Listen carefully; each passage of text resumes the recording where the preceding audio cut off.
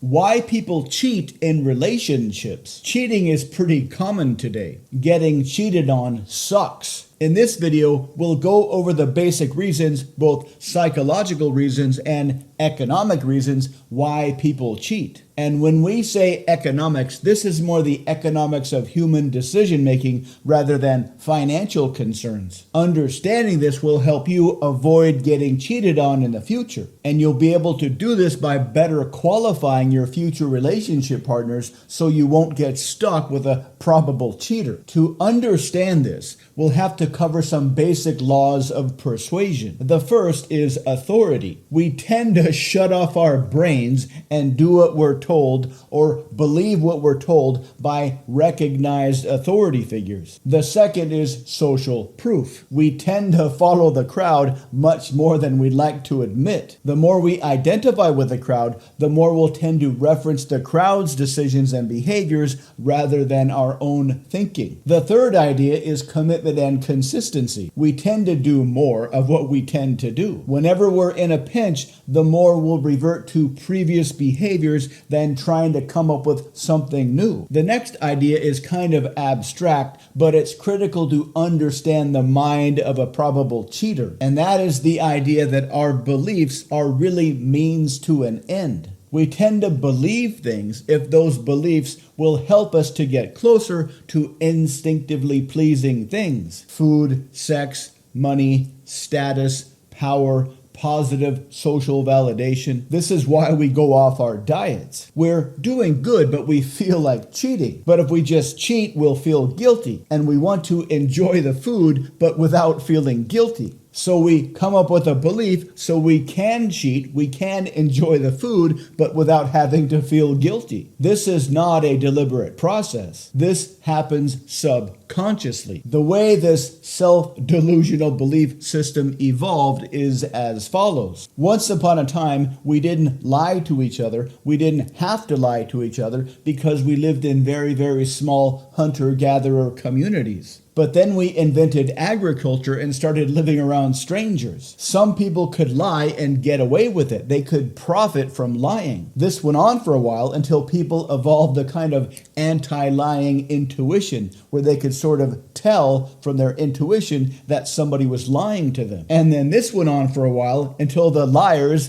developed an anti-lying strategy. And that was to lie to themselves so they would believe their own lies so they could lie to others more convincingly. And that's kind of where we are today. We have the ability to create lies that we tell ourselves and believe those lies, or to come up with a reason to cheat on our partners or our diets. And because we generally believe the lies we tell ourselves, we feel justified for cheating. We honestly don't think we're doing anything wrong. Okay, so now we're ready to look at the basic components that go into a cheating partner. First, a happy couple falls in love and starts a relationship. In the beginning, it feels fantastic. Each person is being themselves, so they don't really feel like they're doing anything different. But in return for just being themselves, in exchange, they are getting some fantastic feelings from the other person, some fantastic behavior from the other person. This feels like magic. It is the most wonderful feeling you can ever have. But it's also kind of like a mutual one-itis. At this stage in the relationship, the two people don't really know that much about each other. And as this relationship ages, three things start to happen. One, the feeling fades. This is because of the economic law of diminishing returns. Each new day with each other is a little bit less magical than the day before. They start to get used to each other. They start to expect and anticipate that magic feeling. The second thing that happens is they start to feel more comfortable with each other. They are less and less on their best behavior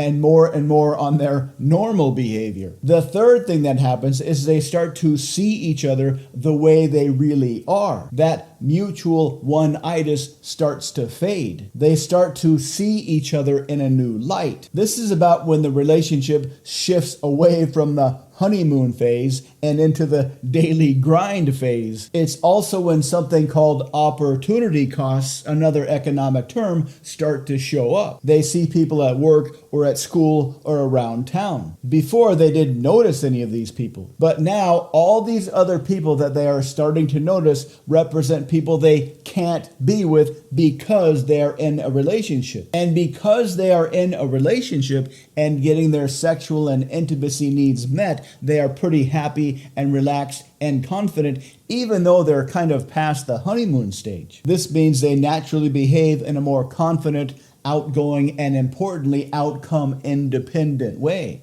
because they really don't have any outcome. And this is when sparks of attraction between them and all the people they see around town start to happen. Pretty soon, these sparks of attraction with all these other people present real, tangible opportunity costs, things they can't get because of their relationship. And the imagined value of these opportunity costs will start to get bigger and bigger over time, particularly if they interact with these people on a regular basis at school or work, for example. Then they will start to see this relationship that they have in terms of benefits and costs, where before they only saw it in terms of benefits. This is when social proof, authority, and commitment and consistency can play a huge role. Authority is anybody that they recognize as an authority figure. Social proof comes from their social reference group, their friends and family and people they interact with regularly online. Commitment and consistency comes from how they behaved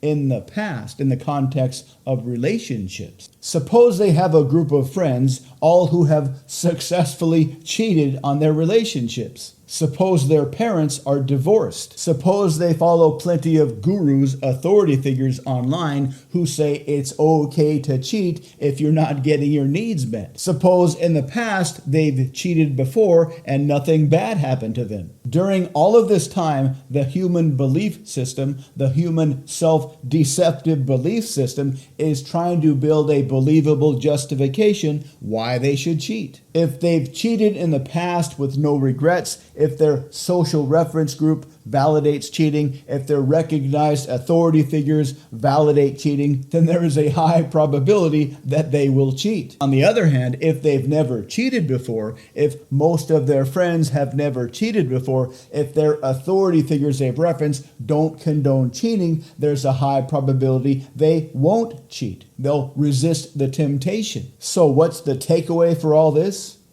Choose your partners carefully. Find out as much as you can about their history, their social circle, and their parents. And understand that no matter how fantastic the relationship feels in the beginning, those feelings will fade. So long as you choose well and you are in a relationship for reasons other than those initial good feelings, that you want to legitimately build something with this person, you should be in good shape. Thank you for watching.